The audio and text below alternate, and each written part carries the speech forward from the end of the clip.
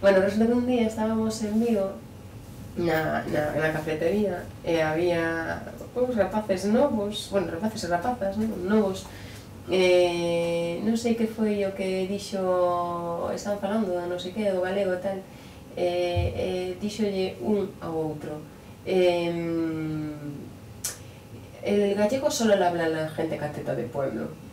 Era como moi indignante, como decir, bueno, pois as novas xeracións creen que solo fala galego a xente cateta de pobo. Entón, non sei, vense situacións moi extrañas, non? Eran 4 cativos novos que chegaron por primeira vez á universidade e creen que o que fala galego é un cateto de pobo. É como volta ao galego ás clases baixas, non?